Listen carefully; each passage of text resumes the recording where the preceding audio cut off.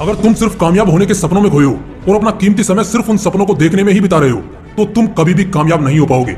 सपनों की नगरी में खोए रहने की बजाय उतना ही वक्त अगर तुम अपने लक्ष्य को पाने में लगा दो तो कामयाबी खुद तुम्हारे कदम चूमेगी।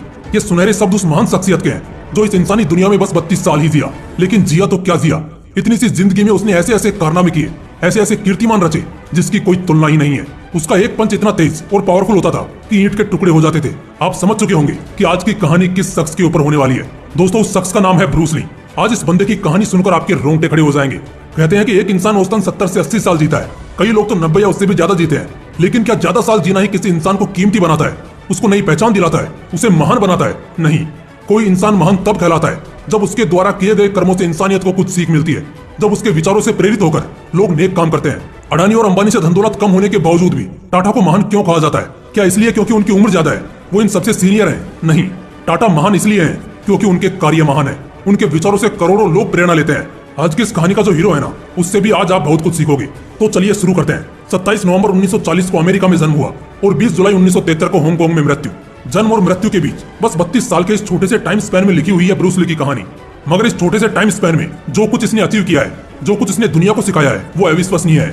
इंसान की विल पावर को या उसकी सीमा को लांघ करके अगर किसी ने जांचा है ना, तो वो यही बंदा है। इस छोटी सी जिंदगी में टाइम के इंपोर्टेंस को अगर किसी ने बखूबी जाना है तो वो यही बंदा है। एक आउटसाइडर होके भी लोगों का दिल जीत के मेन स्ट्रीम में सबसे बड़ा हीरो बनना अगर किसी ने सिखाया है तो वो यही बंदा है।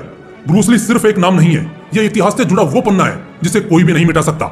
जब तक इस धरती पर इंसानियत का वजूद है, ब्रूस ली यह नाम हमेशा इस दुनिया में गूंजता रहेगा। दोस्तों, ब्रूस ली का जब भी जिक्र होता है तब हमें लगता है कि वो एक बहुत ही बेहतरीन मार्शल आर्टिस्ट थे, फिल्मी दुनिया में अपने समय के सबसे बड़े हीरो थे। लेकिन नहीं, ब्रूस ली की जिंदगी इन सबसे बढ़कर थी। ब्रूस ली इतिहास के उन चुनिंदा लोगों में से एक है जिनका द ग्रेट बनने का सफर जन्म के बाद से ही शुरू हो गया था। जब वो 3 महीने के थे उसी वक्त उन्हें पिक्चर में काम मिल गया। 6 साल की उम्र तक उन्होंने चाइल्ड आर्टिस्ट के तौर पर 20 फिल्मों में काम कर लिया था। यह तो कुछ भी नहीं, वो इतने पैशनेट इंसान थे कि उन्हें हर चीज में दिलचस्पी थी। वो भी इस कदर कि वो जो कुछ भी करना चाहते उसमें वो मिस्टर परफेक्ट बनना पसंद करते। परफेक्शन के लिए वो अपने विल पावर की सीमाओं तक को लांघ लेते थे। मानो उन्हें परफेक्शन से रत्ती भर भी कम मंजूर नहीं था। उन्होंने फिल्मी करियर के साथ ही डांस भी सीखा और उनकी विल पावर इतनी मजबूत थी कि उन्होंने डांस न सिर्फ सीखा बल्कि उसमें परफेक्शन हासिल करके कई बड़े डांस कंपटीशन जीत लिए।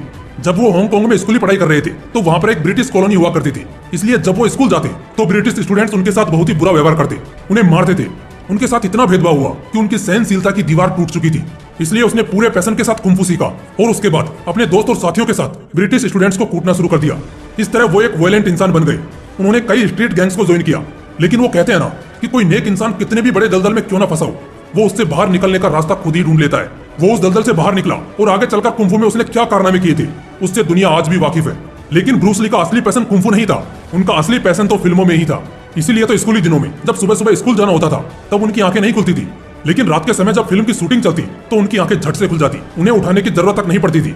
फिल्मी दुनिया के प्रति उनका लगाव इतना था कि वो अपने इसी पैशन को फॉलो करने के लिए जेब में मात्र $100 लेके अमेरिका रवाना हो गए। लेकिन एक आउटसाइडर को जाते ही काम मिल जाए और जिंदगी चल पड़े, यह तो हो ही नहीं सकता। इसीलिए तो फिल्मी करियर के पीछे भागने से पहले उन्हें अपना पेट भी पालना था और इसमें उनका साथ दिया उनकी कलाओं ने। पहले तो उन्होंने डांस क्लासेस शुरू की और बाद में मार्शल आर्ट क्लासेस। उनका मार्शल आर्ट पूरे अमेरिका में इस कदर छा गया था कि बड़े बड़े फिल्मों के डायरेक्टर से लेकर हीरोज तक उनकी क्लासेस में मार्शल आर्ट सीखने आते। उनकी इस कला को देखकर कई फिल्म प्रोड्यूसर्स ने उन्हें छोटे मोटे रोल दिए, लेकिन उनकी एक्टिंग की खूबी देखकर उन्हें कभी भी एक हीरो का रोल नहीं दिया गया क्योंकि वो चाइनीज थे। उन लोगों को यह जरा भी मंजूर नहीं था कि कोई बाहर का इंसान आके हमारी इंडस्ट्री पर राज करे। लेकिन ब्रूस ली ने जितने भी छोटे मोटे रोल निभाए थे, उनकी स्किल्स को देखकर लोग उनके फैन बनते जा रहे थे। उनकी फैन फॉलोइंग तेजी से बढ़ने लगी थी। इसी को देखकर उन्हें फिल्मों में काम मिलना बंद हो गया। वो वापस हांगकांग लौट आए। यहाँ उन्होंने एक फिल्म साइन की जिसका नाम था द बिग बॉस। फिल्म के नाम की तरह ही वो अपनी इस फिल्म से फिल्मी दुनिया के बिग बॉस बन चुके थे। यही फिल्म जब अमेरिका में रिलीज हुई तब अमेरिकन लोग ब्रूस ली के दीवाने हो चुके थे। इसके बाद उनकी जो भी फिल्म रिलीज हुई वो एक नया रिकॉर्ड सेट करती चली गई। ना चाहते हुए भी मन में जलन की आग लिए अमेरिकन फिल्म प्रोड्यूसर को ब्रूस ली को एक हीरो के तौर पर कास्ट करना पड़ा। और फिर क्या था, ब्रूस ली ने वहां भी धूम मचा दी। आउटसाइडर होकर भी लोगों के दिलों में राज करके दुनिया कैसे जीती जाती है, यह ब्रूस ली ने अच्छी तरह सिखा दिया था। फिल्मी दुनिया से हटकर ब्रूस ली एक ऐसे भी इंसान थे जिनसे बेहतर शायद ही कोई टाइम के इंपोर्टेंस और उसकी पावर को समझा सकता है। हुआ कुछ यूं था कि वर्कआउट के दौरान उनकी बैक में इंजरी हुई थी। ऐसी सिचुएशन में अगर हम जैसा कोई होता तो क्या करता? मस्त खाता पीता और आराम करता। लेकिन अपने डिसिप्लिन को फॉलो करते हुए ब्रूस ली ने ऐसे वक्त में भी एक ऐसी चीज में मास्टरी हासिल कर ली जिसमें उनका कभी ना तो इंटरेस्ट था और ना ही उनको ये कभी पसंद थी। उन्होंने ऐसे वक्त में राइटिंग करना शुरू कर दिया। वो भी ऐसी वैसी राइटिंग नहीं, वो किसी प्रोफेशनल राइटर से भी अच्छी राइटिंग करना सीख गए थे।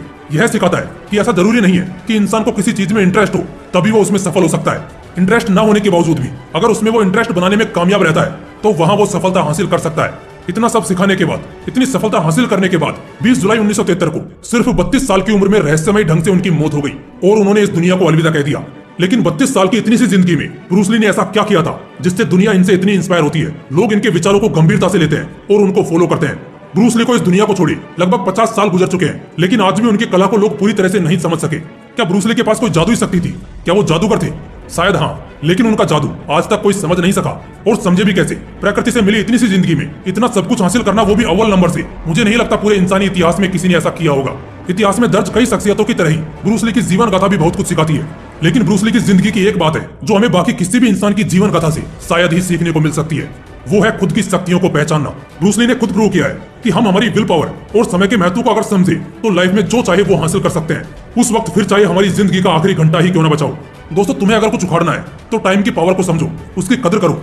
टिक टिक करके घड़ी का कांटा जैसे आगे बढ़ रहा है, वो ये नहीं कह रहा कि टाइम बढ़ रहा है, बल्कि वो ये कह रहा है कि तुम्हारा टाइम मेरे हर कदम के साथ कम होता जा रहा है। उसी तरह खुद की विल पावर को समझो। तुम्हारा शरीर कोई मामूली मशीन नहीं है, यह इतना पावरफुल है कि तुम जो चाहो वो इससे करवा सकते हो। इसके लिए जरूरत है तो बस एक चीज की, अपने आप पर विश्वास रखने की। अगर तुम्हें खुद पर, खुद की पावर पर विश्वास है ना, तो तुम्हें कोई नहीं हरा सकता। जो चाहो तुम कर सकते हो, बस खुद पर विश्वास रखो। अगर आपके मन में खुद के प्रति और वक्त के प्रति जरा सी भी इज्जत बढ़ी हो, जरा सा भी लगाओ कि टाइम से ज्यादा इंपॉर्टेंट और खुद से ज्यादा पावरफुल दूसरा कोई नहीं है, तो वीडियो को जितना हो सके उतना शेयर कीजिए। बाकी मिलते हैं अगली वीडियो में। जय हिंद, वंदे मातरम।